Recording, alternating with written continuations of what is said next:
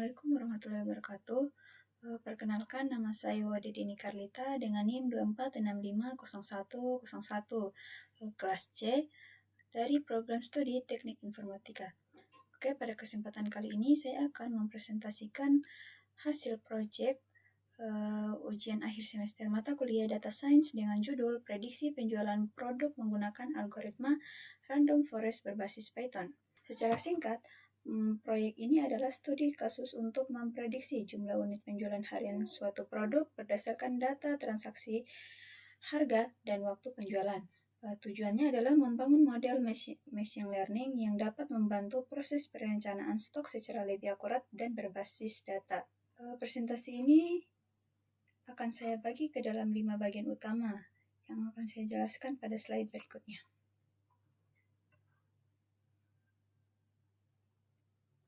Berikut adalah agenda presentasi saya yang terdiri dari 5 bagian utama. Pertama itu permasalahan, latar belakang, dan rumusan masalah mengapa prediksi penjualan ini penting dilakukan. Kedua, konsep yang digunakan, pendekatan regresi dan algoritma random forest yang menjadi dasar teori proyek ini. Ketiga, pengerjaan 8 tahapan data science yang saya lalui, mulai dari pengumpulan data hingga membangun model. Keempat, demo project. Saya akan menunjukkan cuplikan dataset, hasil prediksi, dan evaluasi performa model. Dan terakhir, kesimpulan, merangkum hasil akhir, insight bisnis, dan saran pengembangan ke depan. Mari kita mulai dari bagian pertama, yaitu permasalahan.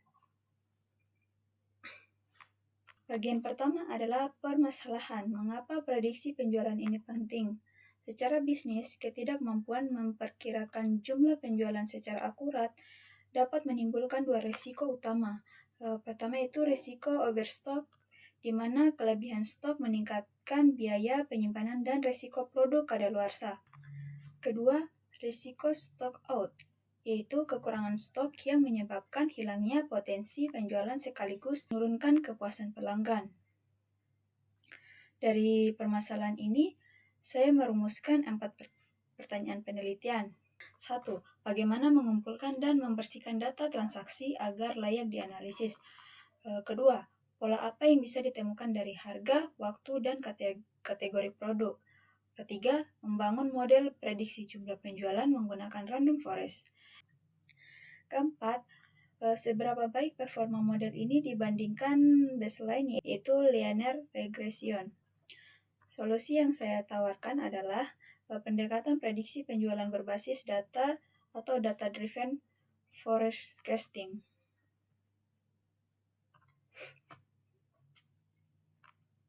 Bagian kedua, membahas konsep yang digunakan. Pertama, saya jelaskan mengapa proyek ini termasuk permasalahan regresi. Alurnya sederhana. Pertama itu input, proses, output. Input berupa data transaksi, harga produk, dan waktu penjualan.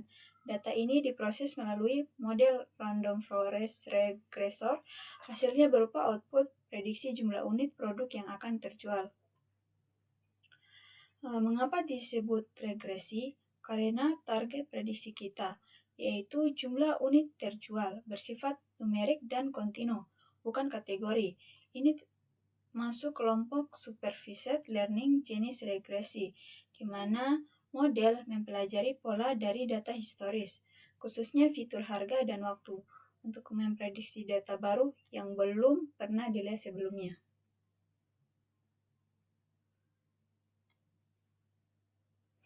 Selanjutnya saya jelaskan konsep inti algoritma yang digunakan, yaitu random forest, metode ensemble learning dengan teknik Bayesian. Cara kerjanya, random forest membangun banyak decision tree secara paralel, masing-masing menggunakan sampel data acak yang disebut bootstrap sample. Setiap pohon juga hanya mempertimbangkan sebagian fitur secara acak pada tiap pemisahan atau split, sehingga antar pohon menjadi lebih beragam. Prediksi akhir untuk kasus regresi diperoleh dari rata-rata seluruh prediksi pohon-pohon tersebut. Pendekatan ini membuat model jauh lebih stabil dan tahan overrifting dibanding satu decision tree tunggal, serta memberikan skor fiatur importance yang membantu interpretasi model. Sebagai perbandingan singkat, linear regression sederhana dan cepat tapi sulit menangkap non-linearitas. Decision tree bisa menangkap non-linearitas tapi mudah overrifting. Sementara random forest bersifat ensemble, lebih stabil dan akurat. Inilah alasan saya memilihnya pada proyek ini. Bagian ketiga adalah proses pengerjaan. Proyek ini saya kerjakan melalui 8 tahapan alur kerja data science, seperti terlihat pada diagram ini. Dimulai dari tahapan 1, pengumpulan dataset. Tahap 2, data cleaning. Tahap 3, exploratory data analysis. Dan tahap 4, visualisasi data. Alur berlanjut ke tahap 5, pemilihan metode machine learning. Tahap 6, training model, dan tahap 7, evaluasi model. Dan diakhiri tahap 8 yaitu penarikan kesimpulan. Pada slide-slide berikutnya, saya akan menjelaskan beberapa tahapan kunci ini secara lebih detail, mulai dari pengumpulan data hingga training model. Tahap pertama adalah pengumpulan dataset dan data cleaning. Data transaksi awal saya simulasikan mencangkup periode 2 tahun dari Januari 2023 hingga Desember 2024 dengan total 155.000 baris transaksi terdiri dari 15 produk dalam 5 kategori. Sebelum digunakan untuk pemodelan, saya sengaja menyisipkan beberapa isu kualitas data seperti missing value, data duplikat, dan harga negatif dengan tujuan mendemonstrasikan proses cleaning secara nyata. Setelah proses cleaning, 432 baris duplikat dihapus sehingga dihasilkan 150.876.000 baris data bersih dengan 0 missing value tersisa. Data bersih inilah yang kemudian digunakan pada tahap-tahap analisis berikutnya. Tahap berikutnya adalah exploratory data analisis dan visualisasi data. Pada grafik tren bulanan di sebelah kiri, terlihat total unit terjual per bulan menunjukkan pola musiman sekaligus tren pertumbuhan penjualan. Puncak penjualan terjadi di sekitar akhir dan awal tahun yang bertepatan dengan musim liburan. Dan secara umum tren bergerak naik tahap dari tahun 2023 menuju 2024. Pada grafik di sebelah kanan, terlihat total unit terjual per kategori produk. Kategori minuman mendominasi dengan sekitar 96.862.000 unit. Diikuti makanan ringan sekitar 64.623 unit. Ini konsisten dengan karakteristik produk kebutuhan harian yang memang lebih sering dibeli.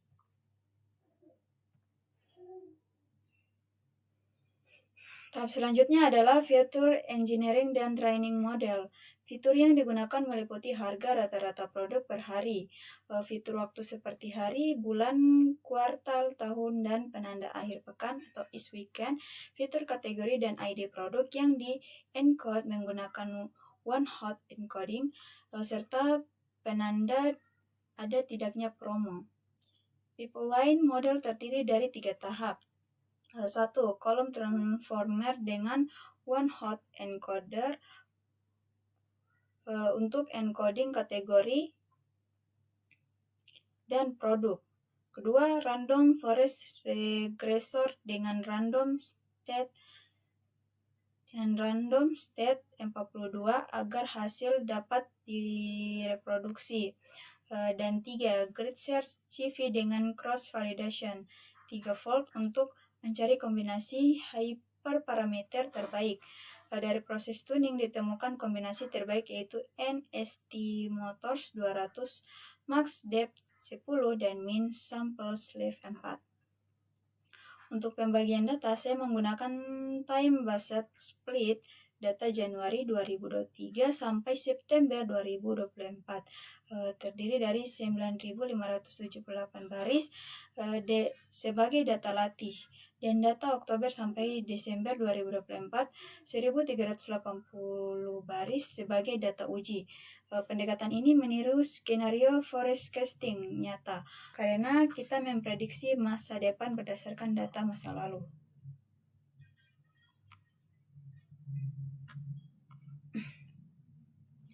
Masuk ke bagian keempat, demo project. Ini adalah cuplikan dataset transaksi penjualan yang saya gunakan membuat kolom tanggal, produk, kategori, harga, jumlah, dan status promo. Total terdapat 180.876.000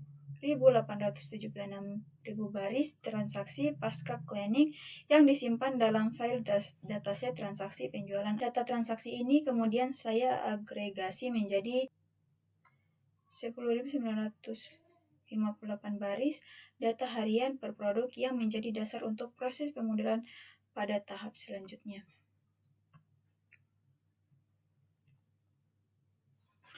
Berikutnya adalah perbandingan performa model pada data uji. Pada grafik R2, semakin tinggi nilainya semakin baik model menjelaskan variasi data. Random forest dengan parameter default memperoleh skor 0,696. Setelah tuning meningkat menjadi 0,721 dan keduanya mengungguli linear regression yang hanya mencapai 0,62. Untuk model random forest yang sudah dituning, ringkasan metriknya yaitu MAE rata-rata selisih absolut prediksi sebesar 6,88 unit, RMSE atau akar rata-rata kuadrat kesalahan sebesar 9,11 unit, R2 sebesar 0,721. Artinya model mampu menjelaskan 72,1% variasi penjualan, dan MAP atau rata-rata presentase kesalahan sebesar 35,86%.